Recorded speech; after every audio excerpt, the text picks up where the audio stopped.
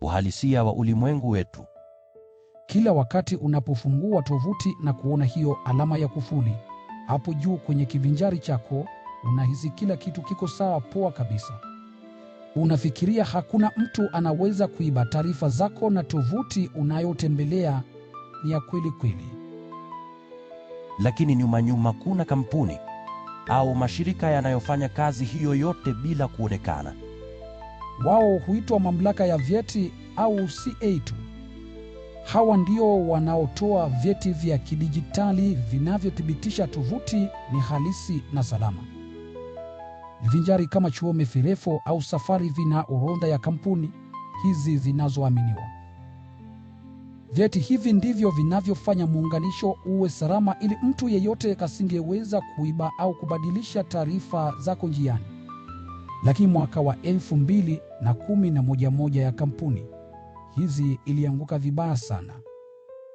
Lidinotar, kampuni ya Uholanzi inayotoa vyeti, ilivamiwa na wadukuzi. Ndani ya mifumo yao wadukuzi walitengeneza vyeti bandia zaidi ya 531.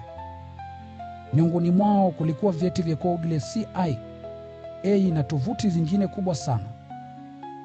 Vyeti hivi bandia viliruhusu wadukuzi kufanya mashambulizi ya kuingia katikati.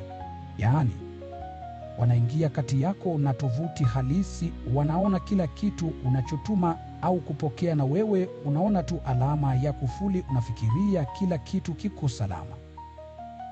Matokeo yalikuwa makubwa kuliko kampuni moja tu. Lidinotar ilifilisika kabisa, ikafungwa. Serikali ya Uholanzi ilichukua udhibiti. Vivinjari vyote vikubwa viliondoa Lidinotar kwenye orodha ya kampuni zinazoaminiwa.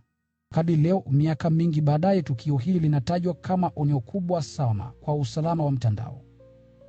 Ilibadilisha jinsi vivinjari vinavyofanya kazi na liliwafundisha wamiliki wa tovuti na watengenezaji wa vivinjari somo gumu.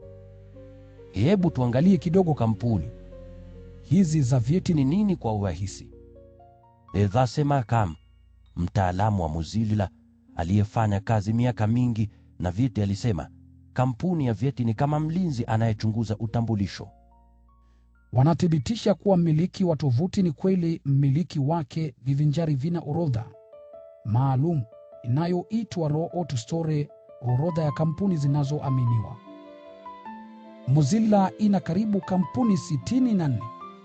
Ili kuwa kwenye orodha hiyo, kampuni inahitaji kupitiwa ukaguzi mkali sana kuonyesha usalama wao ni wa hali ya juu. Tatizo kubwa ni hili: kama kampuni moja tu kati ya hizi inavamiwa, usalama wote wa mtandao unaathirika.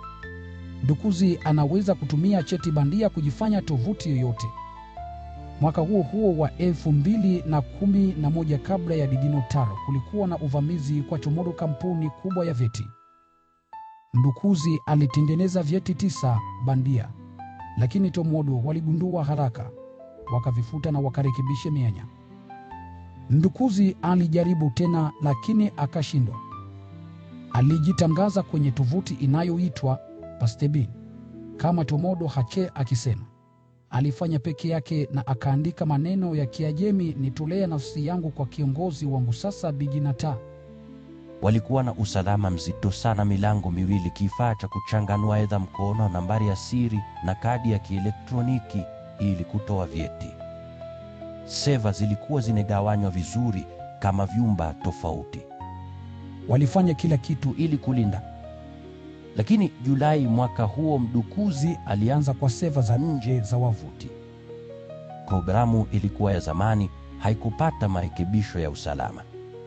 Alitumia udhaifu huo kuingia ndani polepole na hatimaye kufikia seva za kutoa vyeti. Kadi moja ya kielektroniki ilikuwa imeachwa ndani kila wakati ili kutoa orodha za kufuta vyeti kiotomatiki. Hii ilifanya ulinzi wote uwe bure. Alitengeneza vyeti 531 bandia. Lidinotar waligundua baada ya siku 9, lakini hawakutangaza wala kuwaarifu wateja. Zaidi ya mwezi mmoja baadaye, mtu wa Hirana alipojaribu kuingia barua pepe yake, naye alipata onyo la cheti batili. Alipotumia vipi? Muunganisho ulifanya kazi. Aliposta swali kwenye jukwaa la Google akishuku serikali ya Iran au kampuni ya intaneti. Google walichunguza na kugundua shambulio kubwa la kuingia katikati. Walitoa onyo na sasisho la dharura kwa kivinjari chao cha chumi. Mozilla, Microsoft na Apple walifanya vivyo hivyo haraka. Zaidi ya watu 300,000 kutoka Iran walipelekwa kwenye tovuti bandia. Walifikiri wako kwenye mail halisi, lakini nywila zao ziliibiwa na labda barua pepe zao zilifuatiliwa. Nadharia kuu ni kwamba mdukuzi alitumia udanganyifu wa DNS kubadilisha rekodi za jina la tovuti ili kuwapeleka watumiaji kwenye sifa yake bandia. Kampuni ya usalama inayoitwa 4IT ilichunguza. Walipata mianya mingi, nywila rahisi, hakuna programu ya kuzuia virusi na mifumo haikugawana vizuri. Walipata amani moja ya intaneti kutoka Iran bila kuficha na ujumbe ulioachwa. Hakuna kifaa kinachoweza kunizuia. Ujumbe ulikuwa na maneno ya Kiajemi sawa na yale ya mdukuzi wa Chomodo. Mozilla waliamua DigiNotar haiwezi kuaminiwa tena, wakawaondoa kwenye orodha yao. Vivinjari vingine vilifanya hivyo.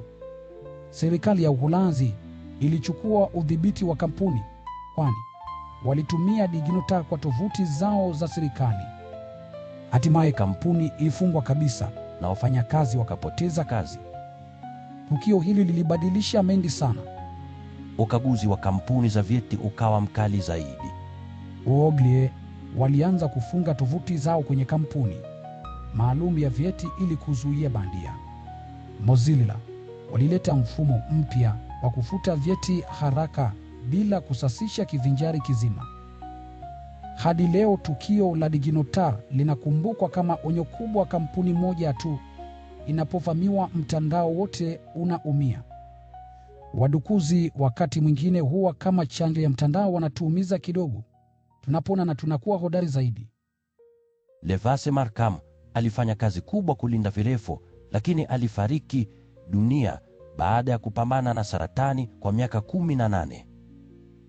Tunamshukuru sana kwa kazi yake. Kitu chochote na kila kitu kinawezekana ndani ya huu ulimwengu.